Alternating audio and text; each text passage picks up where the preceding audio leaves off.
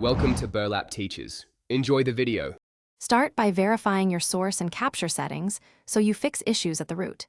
You should use a high bitrate file like 320 kbps MP3 or, better, WAV/FLAC. This preserves detail YouTube will compress.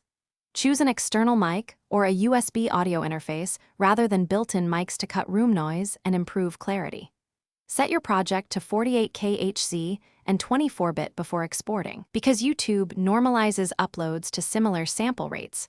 Once done, you avoid resampling artifacts later. Next, you edit and prepare the track so it survives YouTube's encoding. Use gentle EQ to remove rumble below 80 HC and add a small presence boost around 36K HC to improve intelligibility. This matters because compression can dull mids. Apply light compression with a 2:1 ratio and modest gain reduction so loud peaks don't trigger heavy codec artifacts.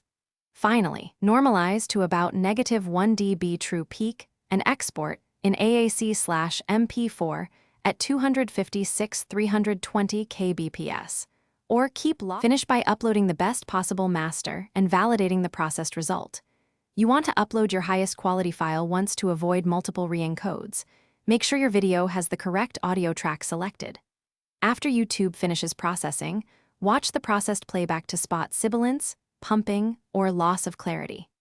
If you hear issues, re-export with a slightly different bitrate or ensure 48K HC sample rate. Re-record problematic segments if needed.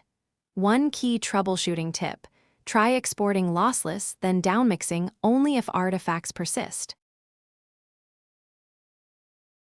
Thanks for watching. Consider subscribing if this video helped you.